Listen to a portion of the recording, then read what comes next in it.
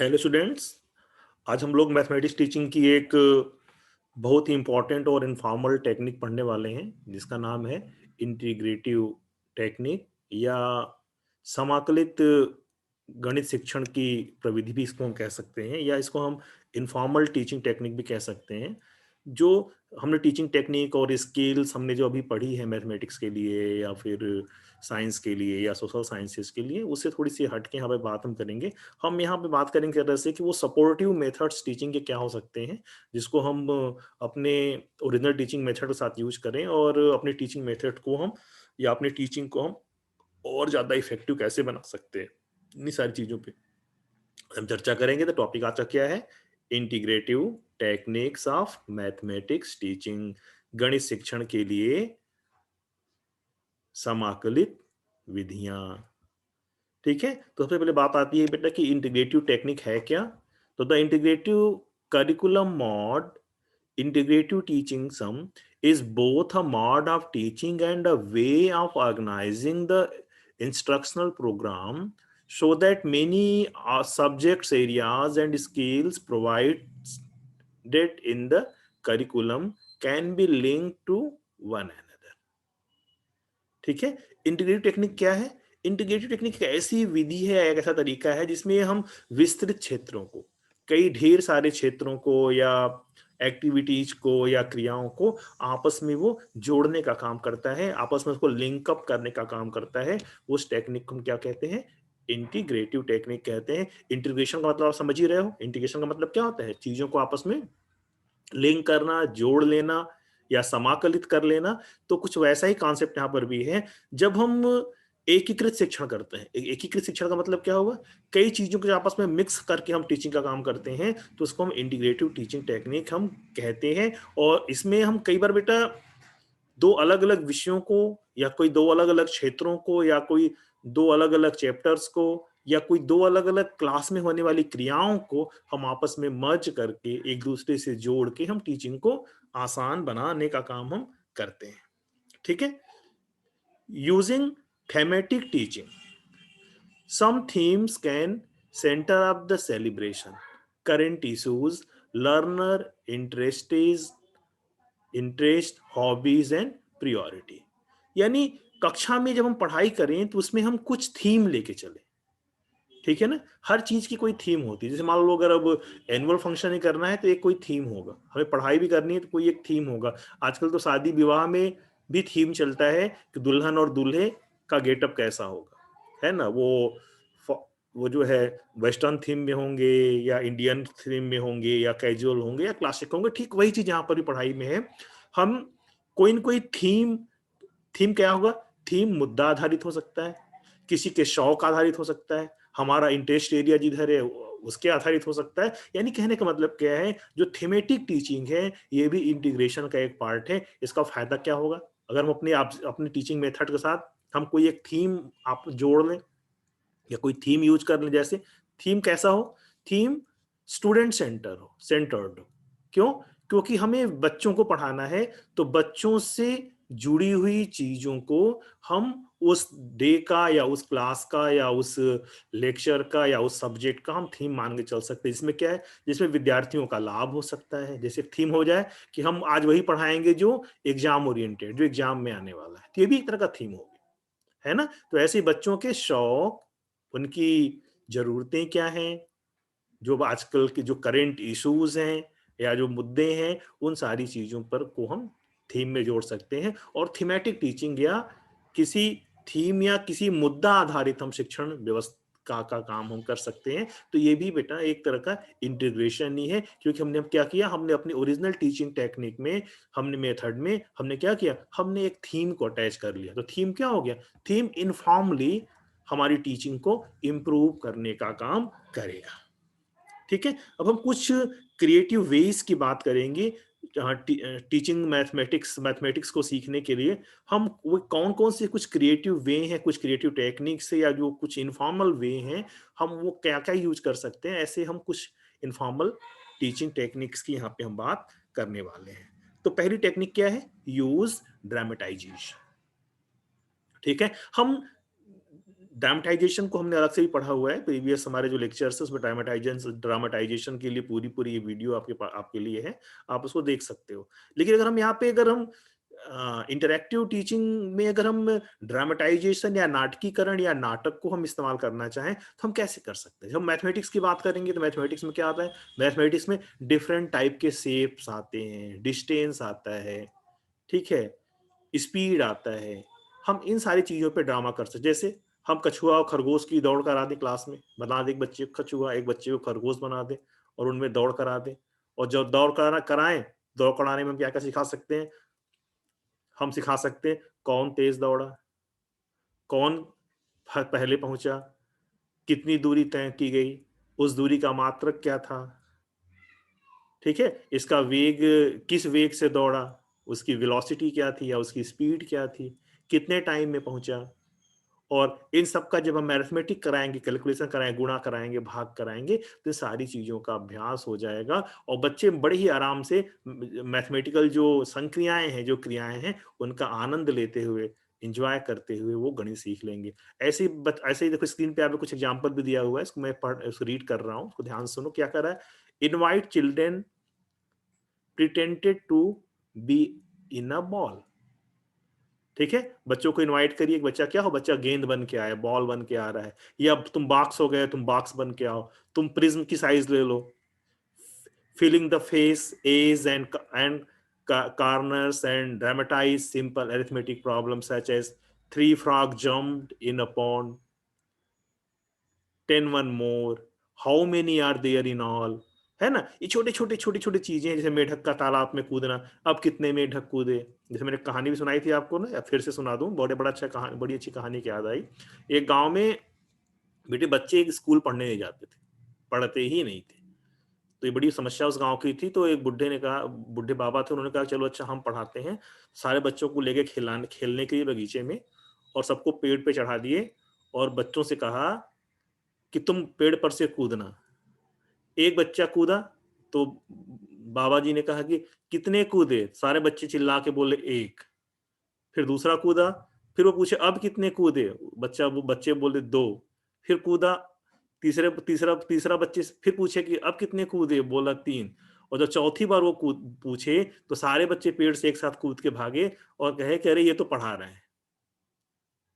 ठीक है, तो ये भी एक तरह का, जो मैंने एग्जांपल दिया, ये भी एक तरह का ड्रामेटाइजेशन का ही एग्जांपल दिया कि उस बूढ़े बाबा ने क्या किया, एक नाटक या एक खेल के माध्यम से, एक एक्टिंग के माध्यम से पढ़ाने का प्रयास वो करने लगे। ऐसे ही बच्चों को भूत बना सकते हैं, या उनको अलग अलग तरह के जानवर बना सकते हैं, उनका अभिनय करने के लिए कह सकते हैं, और उनसे कुछ छोटी छोटी गणित की संक्रियाओं को हम सॉल्व करा सकते हैं। तो ये मेथड है बेटा, ड्रामेटाइजेशन या नाटक के द्वारा हम बच्चों को कैसे पढ़ा सकते हैं।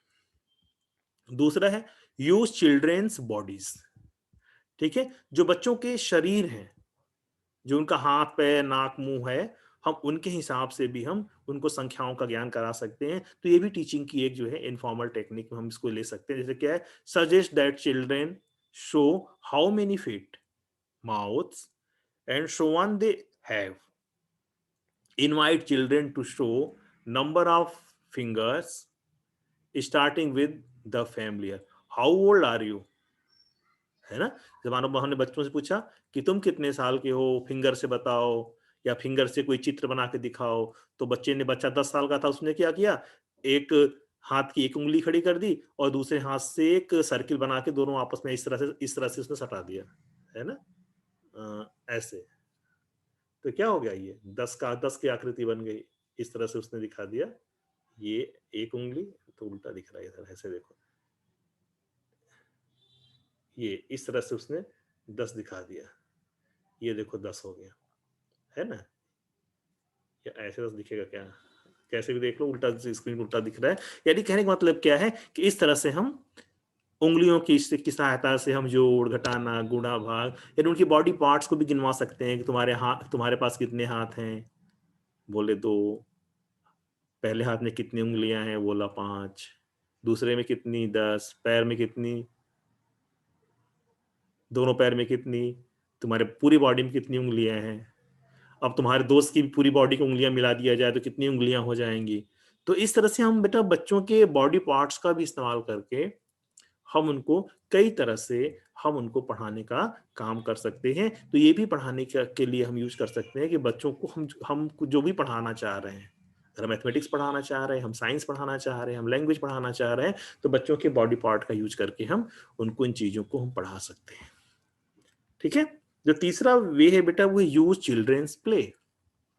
बच्चों को हम छोटे छोटे गेम बना के आ सकते हैं, बड़े ही मनोरंजक गेम बना सकते हैं, जिससे वो मैथमेटिक्स को सॉल्व करना सीख जाएं, एबाकस सीख जाएं, जोड़ घटाना गुणा भाग सीख जाएं, है ना। तो हम तरह तरह के खेलों का निर्माण करके, ठीक है, डिजाइन बनाने का, चित्र बनाने का, पैटर्न बनाने का, हम इन सारी चीजों का भी इस्तेमाल करके हम बच्चों को मैथमेटिक्स में योग्य बना सकते हैं। जो मैथमेटिक्स किट आती है बेटा, उसमें इसी तरह के सारे खेल, या जो मैथमेटिक्स लैब्स का जो कॉन्सेप्ट है, वो भी इसी तरह कॉन्सेप्ट है कि हम इंस्ट्रूमेंट्स या ऑब्जेक्ट्स का यूज करके हम कैसे अपने मैथमेटिक्स को हम इफेक्टिव बना लें। ठीक है। तो ये हो गया द यूज चिल्ड्रेंस प्ले, यानी बच्चों को के साथ हम खेल के या उनको खिला के, ठीक है, या खिलौनों के माध्यम से हम उनको कैसे पढ़ा सकते हैं, किस तरह से उनको हम गिनती पढ़ा सिखा सके। अगर आप ध्यान से देखो तो ऐसे ढेर सारे बाजार में खिलौने आते हैं जिनको आपस में ज्वाइंट करके ढेर सारी चीज़ों को वो सीख सकते हैं। वो गिनतियाँ भी सीख सकते हैं, वो टेबल्स भी सीख सकते हैं, वो मैथमेटिक्स की ढेर सारी क्रियाएं सीख सकते हैं। सबके लिए अलग अलग तरह के एजुकेशनल टॉयज भी आते हैं। ठीक है ना। अगला पार्ट टॉयज का ही है। वहां तो खेल का था, खेल में हम टॉयज को इन्वॉल्व कर सकते हैं, लेकिन बिना टॉयज के भी खेल सकते हैं। ठीक है। अब हम बात करते हैं बेटा यूज ऑफ चिल्ड्रेंस टॉयज। तो ढेर सारे ऐसे टॉयज हैं, ऐसे खिलौने हैं, जिनका इस्तेमाल हम करके पढ़ाई का काम कर सकते हैं। देखो खिलौने का एग्जाम्पल भी दिया हुआ है। आप क्या देख रहे हो, 3 कारें दिख रही हैं आपको स्क्रीन पे। ठीक है। Encourage children to use sense and toys to act on situations such as 3 car on the road, और letter in the air, 2 monkey in the trees and 2 are on the ground। यानी हम बच्चों को सड़क पे कार गिनवा सकते हैं, हम बंदरों की संख्या गिनवा सकते हैं, या उनके पास कितने खिलौने हैं, कितने चॉकलेट हैं, कितनी टॉफियां हैं, कौन से खिलौने हैं। उन खिलौनों के माध्यम से भी, जैसे मैं अगर थोड़ा सा और अगर इंट्रोड्यूस करो, तो जो पपेट्स हमने पढ़ा था ड्रामेटाइजेशन में, हम यहाँ पपेट्स भी यूज कर सकते हैं बेटा। उसको भी खिलौने जैसा यूज कर सकते हैं और कह सकते हैं देखो ये कार यहाँ से चल के यहाँ पहुंची, देखो ये दूरी 100 किलोमीटर है, यहाँ से यहाँ तक पहुंचने में इसको कितना टाइम लगा, उंगली पे गिनवा दो, देखो ये पहुंचा 1 2 3 4 5, लो ये 5 आवर्स में ये 100 किलोमीटर पहुंच गया। अब बताओ इस कार की इस कार की स्पीड क्या थी, या हम जिस भी क्लास में पढ़ा रहे हैं उस क्लास के हिसाब से हम इन सारी चीज़ों का इस्तेमाल हम बड़े अच्छे ढंग से कर सकते हैं, और हम अपनी पढ़ाई को आसान बना सकते हैं, है ना। दूसरा क्या है, यूज चिल्ड्रेन स्टोरी। ढेर सारी बेटा कहानियां हैं। अगर हम विज्ञान शिक्षण की बात करें और गणित शिक्षण की बात करें या किसी भी टीचिंग की बात करें, तो हर टीचिंग से रिलेटेड हम स्टोरीज बना सकते हैं। मैंने कल भी एग्जांपल दिया था कि Mickey mouse and club house, एक जो डिज्नी का प्रोग्राम आता है, कामनी कौशल का भी एक प्रोग्राम आता है डीडी नेशनल पे। ठीक है। इन सारे प्रोग्राम्स को देखो जिसमें पपेट्स के थ्रू स्टोरीज सुनाई जाती है, और या कार्टून के थ्रू स्टोरीज सुनाई जाती है, और फिर उन स्टोरीज में कुछ उनको बच्चों को टास्क दे दिया जाता है, और जो उसमें जो कार्टून होता है वो टास्क को सॉल्व करके रिजल्ट तक पहुंच जाता है। और जो बच्चे उसके व्यूअर होते हैं, जो बच्चे उनको टीवी पे देख रहे होते हैं, वो भी उस कार्टून के साथ साथ उस प्रॉब्लम को सॉल्व करने की कोशिश करते हैं, और निश्चित रूप से उससे उनको बहुत सी चीजें आ जाती हैं। उनको गणित का ज्ञान उनको अच्छे ढंग से हो जाता है ना। ऐसे ही गणित की किसी संक्रिया को समझाना है, उसको समझाने के लिए हम क्या कर सकते हैं, हम कोई छोटी सी कहानी बना लें। जैसे मैंने अभी आपको एक कहानी सुनाई, बाबा जी वाला और बच्चों वाला, वैसे ही आप बच्चों को कोई भी फार्मूला या कोई भी चीज़ों को समझाने के लिए आप एक छोटी सी स्टोरी 1 मिनट 2 मिनट 2.5 मिनट की बना सकते हैं। उसको क्लास में सुनाने से क्या फ़ायदा होगा, उनको उस गणित की संक्रिया भी क्लियर हो जाएगी, उसका कॉन्सेप्ट भी क्लियर हो जाएगा, और साथ में क्लास में एंटरटेनमेंट भी हो जाएगा, उनको मज़ा भी आ जाएगा, वो रिफ्रेश भी हो जाएंगे, रिवाइटल हो जाएंगे, रिचार्ज हो जाएंगे। आप जो जिस भी लैंग्वेज में कहना चाहो, वो वो एकदम समझ लो ऊर्जा से भर जाएंगे। ठीक है। तो इस तरह से हम चिल्ड्रंस स्टोरीज का भी इस्तेमाल हम करके मैथमेटिक्स टीचिंग को हम कर सकते हैं, है ना। यू चिल्ड्रंस नेचुरल क्रिएटिविटी, जो बच्चों की खुद की अपनी जिज्ञासा है, अपनी उनकी जो सृजनात्मकता है, जो उनकी खुद की ओन क्रिएटिविटी है, हम उसको भी मैथमेटिक्स में यूज कर सकते हैं। ठीक है, हमको याद है कि जब मैं बहुत ही छोटा था, जब मैं केजी में पढ़ता था, तो उस समय हमारे स्कूल में क्ले दे दिया जाता था बच्चों को। आज भी, आज तो मान लो क्ले, आजकल आर्टिफिशियल चाइनीज क्ले आ गया है जो हाथ में चिपकता नहीं है। हम लोगों को गीली मिट्टी दे दिया जाता था और कहा जाता था गोली बनाओ और गिन के बताओ कि कितनी गोली बनी, उसकी संख्या बताओ, फिर कितने डजन गोली गोली बनी, उसकी संख्या बताओ। गोली को लगा दो, ये मान लो 2 गोली इकाई की है, या 2 गोली ये दहाई की है, 2 गोली सैकड़े की है, वही वाला 1 10th और 100 पोजीशन पे इतनी इतनी गोलियां हैं, बताओ ये संख्या कितनी हो गई। तो इस तरह के छोटे छोटे खेल हम खुद जिस स्कूल में पढ़ा करते थे वहां हमने इस तरह से हमने देखा है। तो इस तरह का जो, तो उसमें क्या हो गया, उसमें चिल्ड्रन की क्रिएटिविटी हो गई। चिल्ड्रन क्या किया, बच्चे ने क्या किया, बच्चे ने कोई खिलौना बना दिया, कोई बहुत अच्छा खिलौना तो बना नहीं पाएंगे, क्या बना पाएंगे, कोई गोला बना सकते हैं, कोई लकीर बना सकते हैं, कोई चीजें बना सकते हैं। हम बच्चों से ही कह दें चलो ठीक है, तुम 1 से लेकर 100 तक की गिनतियों के लिए के नंबर्स आपको लिखने हैं, आप चलो उसके सारे सिंबल्स बना डालो। बच्चे ने क्या किया, बच्चे ने 2-2 पेयर बना लिया 0 से लेके 9 तक का। अब आप उससे जो कोई नंबर बोलो, चलो 29 लिख के दिखाओ, तो उसने क्या किया, 2 और 9 को आपस में रख दिया। तो उससे क्या हुआ, उनकी क्रिएटिविटी भी प्रमोट हो रही है और साथ ही साथ जो उनका नॉलेज है वो परमानेंट स्टेबल भी हो रहा है, क्योंकि वो एक अ, एकदम वो एक रिचार्ज कंडीशन में, या एकदम वो एनर्जेटिक कंडीशन में चीजों को सीखने का काम कर रहे हैं। तो ये सारी चीजें बेटा, हम नेचुरल बच्चों की जो क्रिएटिविटी है, जो उनकी सृजनात्मक क्षमता है, उस क्षमता का इस्तेमाल करके भी हम गणित विषयों को रोचक भी बना सकते हैं और उसके ज्ञान को हम सरल, सुगम और आसान भी बना सकते हैं। ठीक है ना। तो ये use of children natural creativity की बात हमने आपसे अब करी। अब जो तीसरा इसमें जो नेक्स्ट इसमें जो मेथड है वो है use children's problem solving ability. बच्चों की जो समस्या समाधान की क्षमता है, उन क्षमता का हम उपयोग करें। आपने देखा होगा कि छोटे बच्चे बहुत ही प्रश्न पूछते हैं आपसे।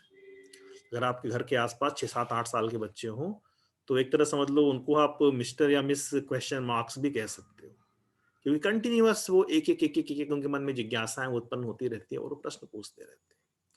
और हम इसका अपने गणित शिक्षण में भी उपयोग कर सकते हैं, है ना। वो प्रश्न क्यों पूछते हैं, क्योंकि उनके अंदर जिज्ञासा है। तो इस जिज्ञासा का फायदा उठाने के लिए हम भी क्लासरूम में कोई छोटी मोटी प्रॉब्लम क्रिएट कर सकते हैं, कोई उनको टास्क दे सकते हैं। हमने कोई कहानी सुनाया, कहानी के बाद ही एक टास्क दे दिया कि देखो इस प्रोजेक्ट में ये प्रॉब्लम आ गई, इस प्रॉब्लम को कैसे सॉल्व करोगे, है ना। ये छोटी छोटी इस तरह की मैथमेटिक्स की पहेलियां हैं, उन पहेलियों को हम बच्चों से पूछ सकते हैं। उन पहेलियों का जवाब ढूंढने में उनकी जो प्रॉब्लम सॉल्विंग एबिलिटी है, जो समस्या समाधान की उनकी क्षमता है, उस क्षमता का भी विकास होगा। और उस जब उसमें वो इन्वॉल्व होकर उसको खोजेंगे, तो निश्चित रूप से एक अच्छे हल तक या एक अच्छी समझ तक वो पहुंच जाएंगे, है ना। तो उनके प्रॉब्लम सॉल्विंग एबिलिटी का भी इस्तेमाल करके हम अपने गणित को रोचक भी बना सकते हैं और उनको, उनकी पढ़ाई को हम आसान भी बनाने का काम कर सकते हैं। ठीक है, ये तो बात हुई बेटा चिल्ड्रंस प्रॉब्लम सॉल्विंग एबिलिटी की। स्क्रीन पे आपको उससे रिलेटेड सारी बातें फ्लैश हो ही रही हैं, आप उनको अलग से भी पढ़ सकते हो। वो तो आपके लिए एक तरह से नोट्स के जैसा है कि आप उसको अपनी नोटबुक में भी लिख सकते हो, उसको पढ़ के देख भी सकते हो। लेकिन जो एक्चुअल जो थीम है बेटा वो मैं समझा रहा हूँ। और जब भी स्लाइड से आप कुछ लिखा करिए, कुछ मैटर बनाया करिए, जो हम ओरल जब आपको समझाते हैं उसका पार्ट भी उसमें जरूर आ जाना चाहिए, है ना। तभी पूरी पूरी पढ़ाई जो है पूरी पूरी कंप्लीट होगी। अब हम बात करते हैं use of variety of strategies. Strategy का मतलब क्या है, स्ट्रेटजी का मतलब होता है रणनीतियां बनाना। ठीक है, जब हमें कोई भी काम होता है तो हम उस काम की प्लानिंग करते हैं ना planning.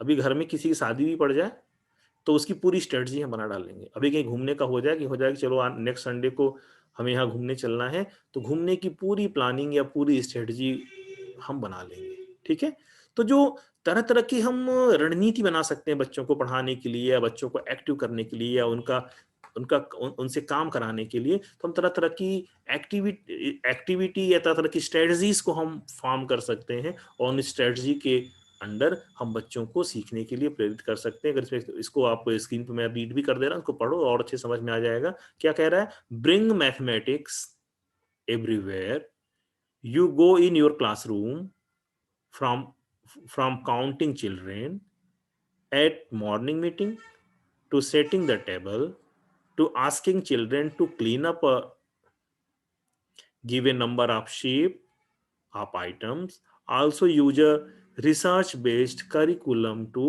incorporate a sequence series of learning activity into your program. क्या कह रहा है इसमें? गणित को हम हर जगह सीख सकते हैं, कहीं भी सीख सकते हैं। हम बच्चों को कक्षा में ले जाएं और उनसे बच्चों से गिनती करा लें कि क्लास में कितने बच्चे हैं, तो एक तरह से उनकी गिनती की प्रैक्टिस हो गई। कितने टेबल हैं, कितने मेजेज हैं, ठीक है, कितने मेज साफ हैं, कितनी मेजें गंदी हैं, टोटल कितनी मेजें थी, पूरा पूरा पूरा एक हम रोज बच्चों से हमने सवाल लगवा दिया, है ना। क्लास में गए, बच्चों कितनी मेजें गंदी हैं, काउंट कर लिया, कुल कितनी मेजें थी, कितनी मेजें साफ बची।